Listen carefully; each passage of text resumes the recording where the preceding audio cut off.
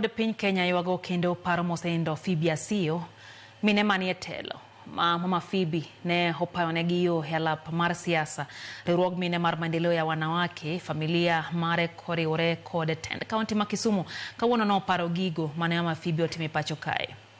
Nyasino mane otele kod Governor Professor Nyang'nyong'o noparo Mama Phoebe Asiyo kaka miyo mane ojiwo mine kendo kedonegi mondo mi gibedi e telo. Jaod bura ma kaunti ma Kisumu Ruth Odinga kod mine moko bende ne ochiwo sigana margi ma giparo godo Mama Phoebe Asiyo ka gilero sir kod puonj mane omiyogi alap mar siasa.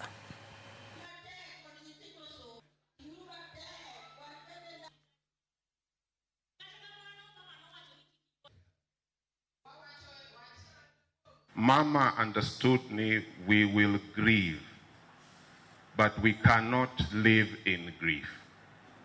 Kendo no gombo ni wayud tuolo to celebrate her. All of us Mantieka, every woman in Nyanza, we know how difficult it was. Me, you want to run for a political seat.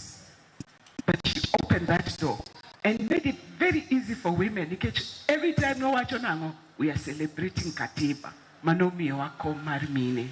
We're closing a door that we were not ready to close. Wachunkai, how I celebrate this amazing woman.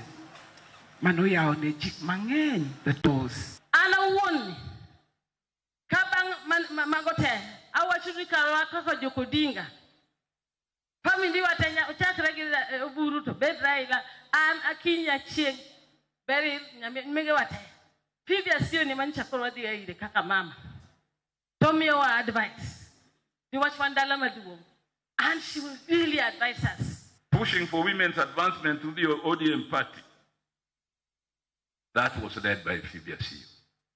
Phoebe was a woman leader, but being a women leader did not confine him to the politics of women only. She saw himself as a leader in the ODM and a voice in the nation.